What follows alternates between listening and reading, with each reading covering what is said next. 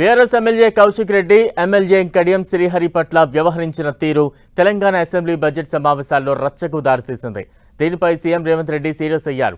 కడియం శ్రీహరి పట్ల కౌశిక్ రెడ్డి ప్రవర్తించిన తీరును కేటీఆర్, హరీష్ రావు, ఇతర బీఆర్ఎస్ నేతలంతా సమర్థిస్తారా అని ప్రశ్నించారు. అసెంబ్లీలో కౌశిక్ రెడ్డి అనుచిత ప్రవర్తనను సుమోటోగా విచారణకు స్వీకరించి ఎథిక్స్ కమిటీకి సిఫార్సు చేయాలని సీఎం రేవంత్ రెడ్డి డిమాండ్ చేశారు. దీంతో కౌశిక్ రెడ్డి వ్యవహారాన్ని ఎథిక్స్ కమిటీకి సిఫార్సు చేస్తూ అసెంబ్లీ తీర్మానం చేసింది. ఈ కమిటీ ఇచ్చే నివేదిక ఆధారంగా కౌశిక్ రెడ్డిపై చర్యలు తీసుకోనున్నారు.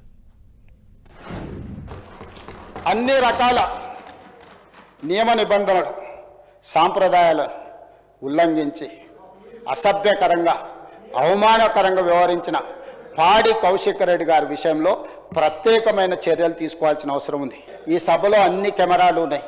ఈ కెమెరాలలో వారు వ్యవహరించిన తీరు మొత్తం రికార్డ్ అయింది. ఈ అన్ని ఆధారాలను ఈరోజు ఈ సభ ద్వారా మోషన్ మూవ్ చేసి లెజిస్లేటివ్ అఫైర్స్ మినిస్టర్ ఆ ఎథిక్స్ కమిటీకి మీరు రెఫర్ చేసి ఎథిక్స్ కమిటీ ఇచ్చే రికమెండేషన్స్ మీద పాడి కౌశిక్ రెడ్డి గారి మీద చర్యలు తీసుకోవాల్సిందిగా ఆ కమిటీని కూడా, ఇప్పుడు కమిటీ లేదని వారు చెప్పారు, సమయానికి బాగా గుర్తు చేశారు అధ్యక్ష.